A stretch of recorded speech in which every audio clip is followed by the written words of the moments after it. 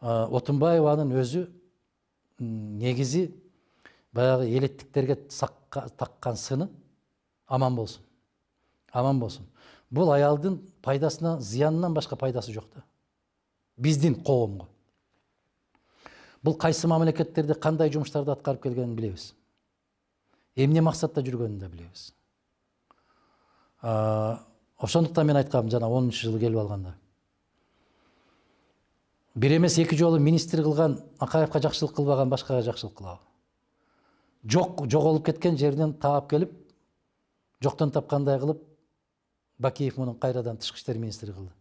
Бакиевке жакшылыгын көрсөттүбү?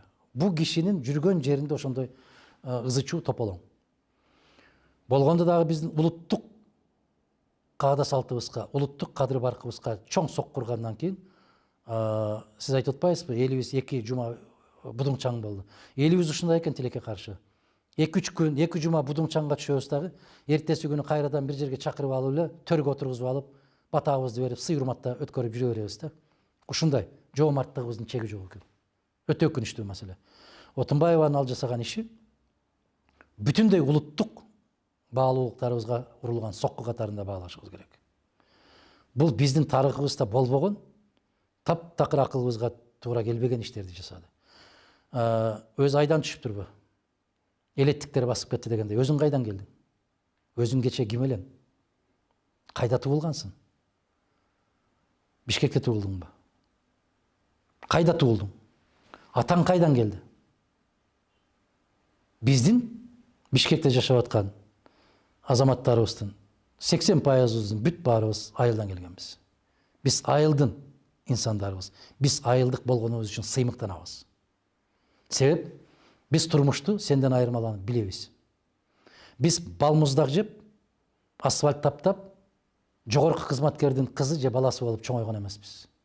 Биз жата калып арыктан суу ичип чоңойгонбуз. Эгерде бүгүнкү күндө акыл тарабынан таймашам десең кел. Адамгерчилик тарабынан таймашам десең кел. Биз дүйнөгө көтөрүп аткан жазуучуларыбыздын, актерлорубуздун, композиторлорубуздун, сүрөтчүлөрүбүздүн бүтүндөй баары айылдан келген. Биз тоодо төрөлүп, боз үйдө төрөлгөн, боз үйдө торолгон кыргызбыз. Биз ошол бойдон калабыз. Бүтүндөй бүт баардык Алишемдиктин баарын Атамбаевдин мойнуна илип коюш үчүн көп акылдын кереги жок. Бул мыйзам ченемдүү көрүнүш.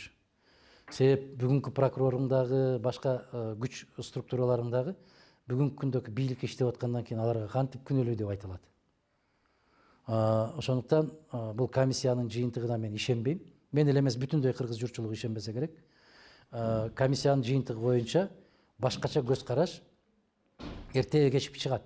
Мен айттым эле, баягы Ош Жалал Абад окуяларында дагы комиссиянын жыйынтыгын чыгарды. Бирок бүгүнкү күнгө чейин же саясий же укуктук баа берилген жок. Эмне үчүн? Себеп ошол мезгилге тиешеси бар кишилер бүгүнкү күндө да бийликте турушат. Мунун дагы бир күндөрү келет. Анан ошондо баардык алишемдиктердин баары ошол бүгүнкү күндөгү бийликте тургандардын дагы мойнуна жүктөлгөндөн кийин, бирок тилекке каршы кеч.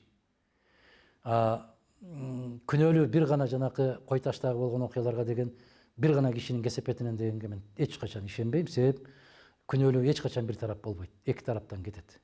Эгерде мыйзам кыйшайуусуз иштеген болгондо, Атамбаев ал жолго барбаш керек эле.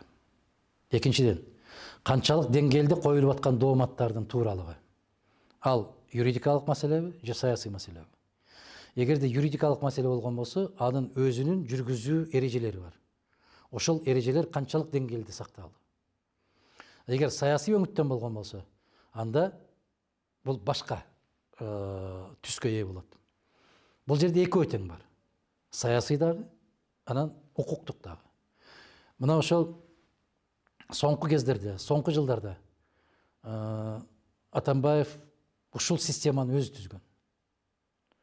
Адам туурабы, туура эмеспи, биринчи камап коюп, анан кийин актанып алгыла деген окуя болуп кеткен. Ошол мезгилде генералдык башкы прокуратура эң негизги күч болуп берген. Бүгүн ошол прокуратура өзү жоопкерчилик тартып атат. Баягы бирөөгө оргассаң, тайызгас се өзүң түшөсүң дегендей, өздөрү түзгөн системанын кулдугу, курмандыгы өздөрү болуп атат. Презумпция невиновности, адамдын баягы айыпсыздыгы жөнүндөгү негизги эреже иштеген эмес. Биринчи кишини камап кой, анан кийин актанып алсын. Мына ошол эрежени Атамбаевка да колдонушту. Тилекке каршы баягы Атамбаевдин жолун улайм деп ант ичкен жигит ушул жагынан улап атат. Эгерде Атамбаевка каршы оппозиционер десе, 6 жыл бою менден күчтүү оппозиция болгон жок. Менден башка бүтүндөй баардык саясатчылар анын президенттигин тааныган. Мен башынан тааныбайм дедим, ошол бойдон тааныбай, анын 6 жылы өтүп кетти. Отунбаеванын дагы айтканмын кезинде самозванкасын деп. 6 жыл өткөндөн кийин Атамбаев аны Ала Тоо аянтында айтты. Эсиңизде. Мен кезинде Атамбаевди кыргыз эли шайлаган жок, аны Кореydин кара жашыгы шайлаган деп айткам. Мен ошол позициямда, ошол пикиримде 6 жыл бою туруктуу турдум. Кеп кишини каралаганда адилеттүү каралаш керек.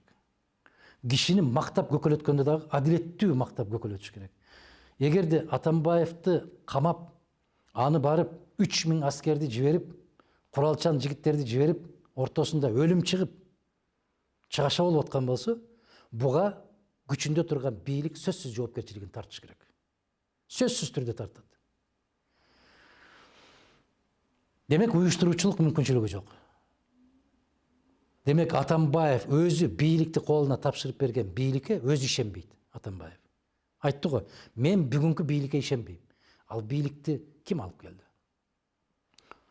Жээнбеков шайланганда мен айттым, муну кыргыз эли шайлаган жок, досу шайлады.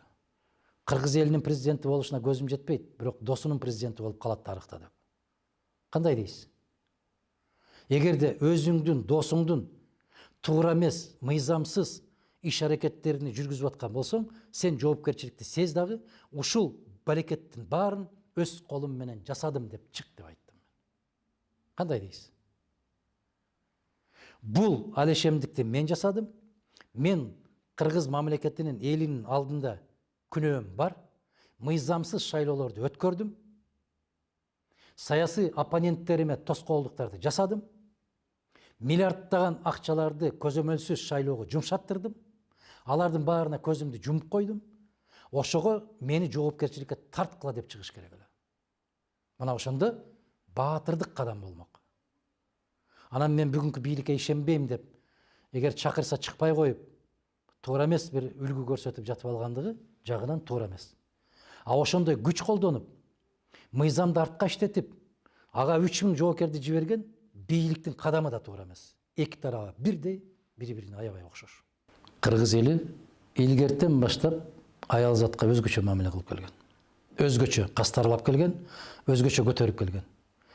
Биздин кошуна мамлекеттерди карап көрүңүз, биздин элибизде илгертеден баштап аялдардан жетекчилер чыгып келген. Бизде Жаңыл Мырза бекеринен айтылбайт, Курманжан Датка бекеринен айтылбайт. Бизде Уркуя бекеринен чыгып аткан жери жок.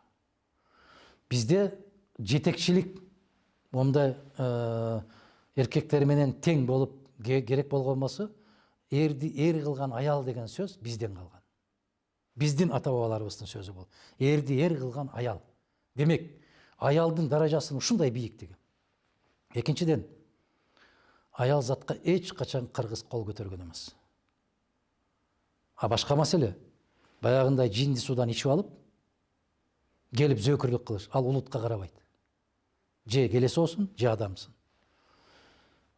Бизде элибиз өзү негизи аялга каршы сөз айтканды, аял менен эрегишкенди айтышкан кишини соо эмес деп айтат.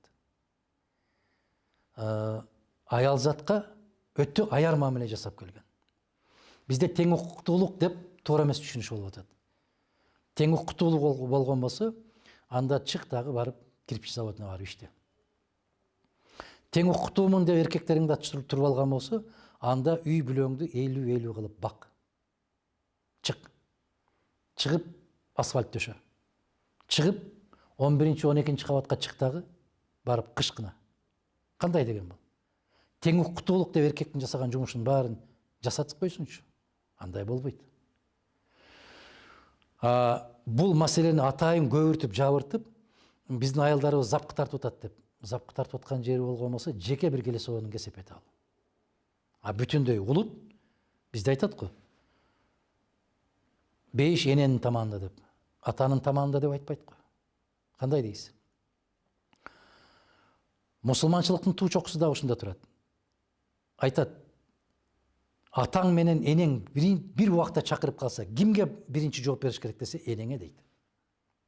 Караңызчы. Атаң менен энең араздашып кеткен болса, кимдин тарабын аласың? Энеңдин дейт. Карабайсызбы? Мындан өткөн улуулук барбы?